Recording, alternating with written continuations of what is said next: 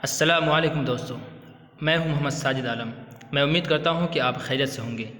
आज मैं आपके लिए लेकर आया हूं बीएसएससी उर्दू असिस्टेंट ट्रांसलेटर के मेंस एग्ज़ाम के मुतालिक वीडियो लेकर। तो बिना देर किए हुए दोस्तों वीडियो का आगाज़ करते हैं।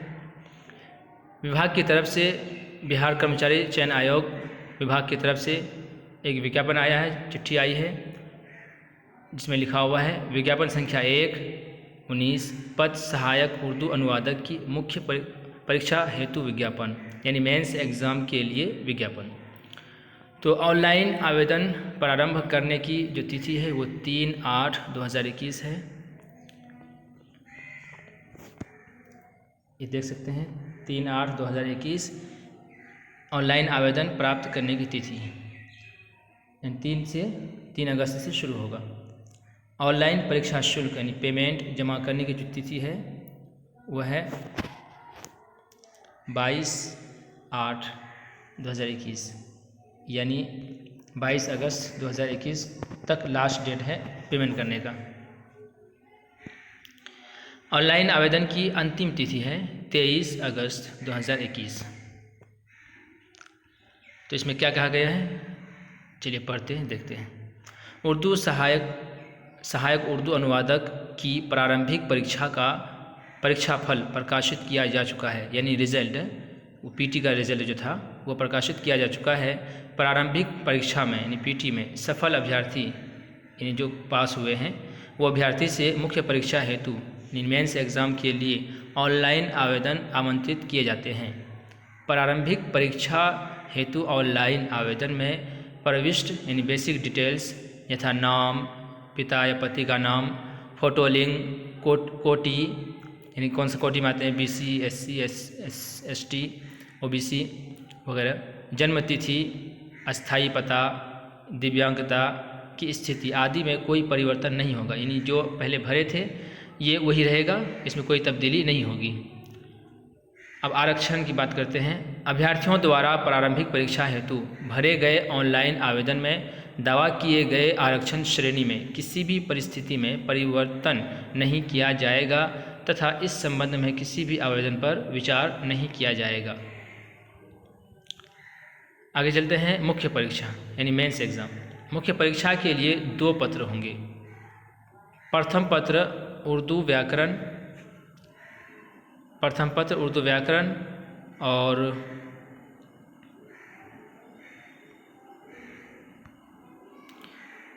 उर्दू में संक्षेपण और निबंध लेखन है। तो पहला जो पत्र होगा, जो पर्चा होगा, पर्चा अव्वल, उसमें उर्दू व्याकरण यानी उर्दू कवायद होगा, और उर्दू में संक्षेपण यानी तलखीस निगारी, और निबंध यानी मजमून निगारी, ये 3 चीज़ होंगे। तथा द्वितीय पत्र अनुवाद संबंधी होगी, यानी कि तर्जुमा होगा इसमें, यानी उर्दू से हिंदी, हिंदी से उर्दू, इंग्लिश से उर्दू, इंग्लिश से हिंदी, ये सब होंगे। प्रत्येक पत्र के लिए समय अवधि 3 घंटा होगी, 3 घंटे ही समय दिए जाएंगे एग्ज़ाम के लिए। मुख्य परीक्षा का पाठ्यक्रम निम्नवत है, नीचे दिया हुआ है। प्रथम पत्र जो व्याकरण से संबंधित है, इसमें कुल अंक है 100। इसमें उर्दू व्याकरण है यानी उर्दू कवायद, तो कई चीज़ें पूछे जाएंगे। पहला है सर्फ़ व नहव, दूसरा है वाहिद जमा, तीसरा है तज़कीर व तानीस, चौथा है अजदाद यानी ज़िद, उल्टा, अपोजिट, मुहावरा है पाँचवें, ज़रबुल मिसल यानी कहावत है। उर्दू में संक्षेपण, निबंध लेखन या पत्र लेखन, ये सब भी होंगे। द्वितीय पत्र जो होगा वह है कुल अंक 100, उसमें होगा हिंदी से उर्दू में अनुवाद, उर्दू से हिंदी में अनुवाद, अंग्रेज़ी से उर्दू में अनुवाद, अंग्रेज़ी से हिंदी में अनुवाद। क्वालिफाइंग मार्क्स जो है क्रमिक एवं प्रशासनिक सुधार विभाग, सामान्य प्रशासन विभाग द्वारा निर्गत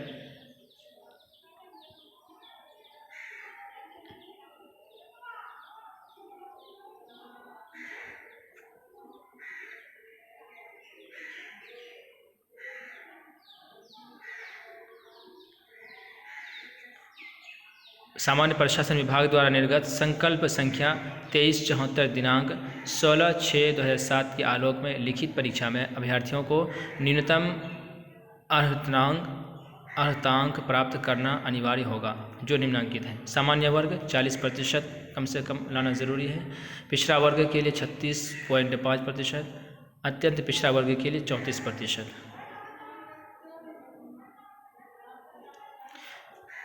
अनुजाति जनजाति 32%, अनुसूचित जनजाति और अनुसूचित जाति अनुसूचित जनजाति के लिए 32% लाना अनिवार्य है।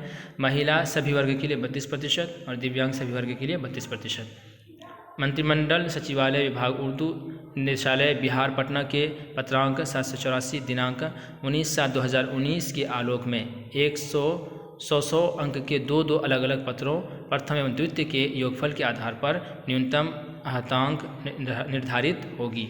परीक्षा शुल्क की बात कर लेते हैं। तो सामान्य या पिछड़ा वर्ग या अत्यंत पिछड़ा वर्ग ये तीनों के लिए लगेंगे 750 रुपये। अनुसूचित जाति अनुसूचित जनजाति सिर्फ बिहार के अस्थायी निवासी के लिए इसको लगेंगे 200। बिहार राज्य के बाहर के उम्मीदवार चाहे वे किसी वर्ग के महिला या पुरुष हो उसके लिए 750 रुपये। सभी श्रेणी के दिव्यांगों के लिए अनुसूचित जाति हो या अनुसूचित जनजाति दोनों के लिए 200 रुपये। राज्य के अस्थायी निवासी सभी आरक्षित अनारक्षित वर्ग की महिला उम्मीदवार उसके लिए भी 200 परीक्षा शुल्क लिए जाएंगे। परीक्षा शुल्क जमा करते समय परीक्षा शुल्क की राशि पर प्रक्रिया शुल्क यानी प्रोसेसिंग चार्ज एवं सेवा कर यानी सर्विस टैक्स अभ्यर्थी द्वारा अलग से देय होगा यथा online credit card debit card net banking आदि से जमा किए जाने पर संबंधित बैंक के द्वारा निर्धारित प्रक्रिया शुल्क प्रोसेसिंग चार्ज एवं सेवा कर यानी सर्विस टैक्स अलग से देना होगा। अभ्यर्थी लॉग इन करने के बाद परीक्षा शुल्क ऑनलाइन पेमेंट गेटवे के माध्यम से दिनांक 3 अगस्त 2021 से 22 अगस्त 2021 तक जमा कर सकते हैं। इसके बीच में ही जमा कर सकते हैं। अभ्यर्थी परीक्षा शुल्क जमा करने से संबंधित प्रमाण पत्र पावती रसीद अपने पास सुरक्षित रखेंगे और आयोग द्वारा मांगे जाने पर समर्पित दे देंगे। परीक्षा शुल्क किसी भी परिस्थिति में वापस नहीं किए जाएंगे एवं हस्तांतरणीय होंगे। अभ्यर्थी आयोग की वेबसाइट है bssc.bihar.gov.in पर दिनांक 3/8/2021 से 23/8/2021 सर्वर टाइम 12 o'clock नाइट यानी 12 बजे रात तक ऑनलाइन आवेदन भरेंगे।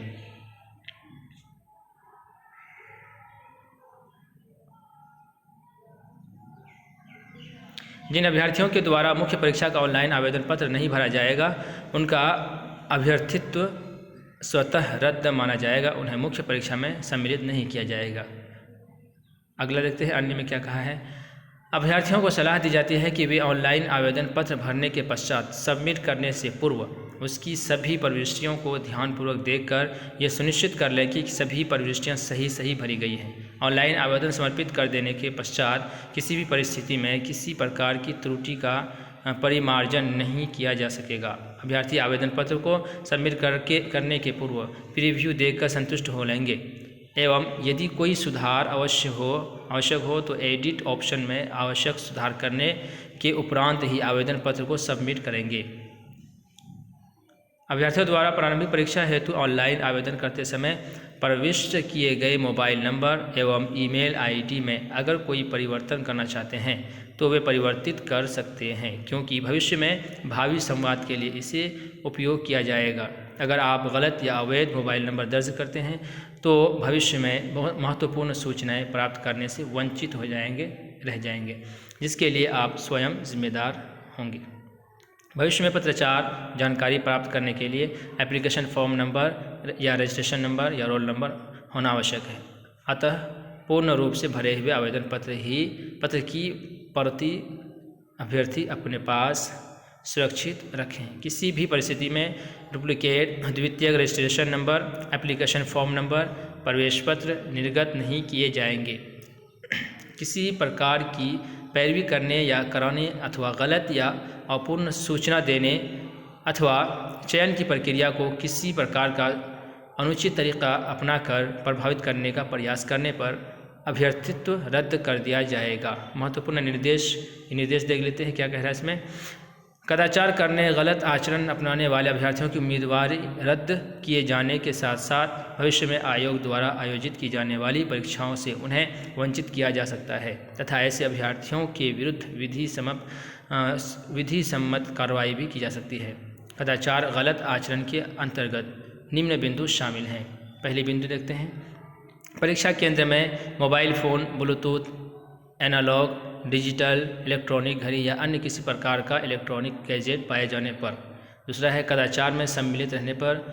अगला है परीक्षा में नकल या अवैध तरीका इस्तेमाल करने पर, पररूधारण करने पर, परीक्षा केंद्र में केंद्राधीक्षक वीक्षक परीक्षक से दुर्व्यवहार करने पर, परीक्षा केंद्र से प्रश्न पत्र सह उत्तर पुस्तिका लेकर चले जाने तथा फाड़ देने पर या किसी अनधिकृत व्यक्ति को उपलब्ध कराने पर, परीक्षा कार्य में संलग्न पदाधिकारियों कर्मियों को धमकाने या शारीरिक रूप से क्षति पहुंचाने पर, अनुक्रमांक सही तरह से नहीं भरने पर, उपस्थिति पत्रक में निर्धारित स्थान पर हस्ताक्षर नहीं करने पर आपका अभ्यर्थित्व रद्द कर दिया जाएगा, यानी आप एग्ज़ाम नहीं दे सकेंगे भले ही आपका प्रश्न पत्र सह उत्तर पुस्तिका परीक्षा केंद्र से प्राप्त हो गया हो। परीक्षा केंद्र पर परीक्षा अपने निर्धारित स्थान पर नहीं बैठकर बल्कि अन्य अभ्यर्थी के स्थान या अन्यत्र बैठकर परीक्षा देने पर भी क्या कहते हैं एग्ज़ाम आपका रद्द हो सकता है। इसके अतिरिक्त पूरी परीक्षा प्रक्रिया के दौरान कोई भी अन्य कारण जिसे आयोग द्वारा अभ्यर्थित्व रद्द करने योग्य समझा जाता है, ऐसे अभ्यर्थियों का अभ्यर्थित्व रद्द किया जा सकता है। परीक्षा संबंधी आवश्यक निर्देश प्रवेश पत्र पर अंकित रहेंगे, यानी एडमिट कार्ड पर अंकित रहेंगे, जिसका अनुपालन हर हाल में सुनिश्चित करना होगा।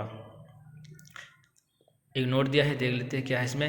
उम्मीदवारों की अर्हता, आवेदन पत्रों को स्वीकार और अस्वीकार करने, चयन की प्रक्रिया, परीक्षा के आयोजन, परीक्षा केंद्रों का आवंटन, निर्धारण, परीक्षाफल तैयार करने की प्रक्रिया और सफल उम्मीदवारों के पदों संवर्गों के लिए चयन एवं आवंटन के संबंध में आयोग का निर्णय अंतिम होगा, जो सभी अभ्यर्थियों के लिए बाध्यकारी है, मान्य होगा तथा इसके संबंध में किसी भी प्रकार की जानकारी पत्राचार के संबंध में विचार नहीं किया जाएगा।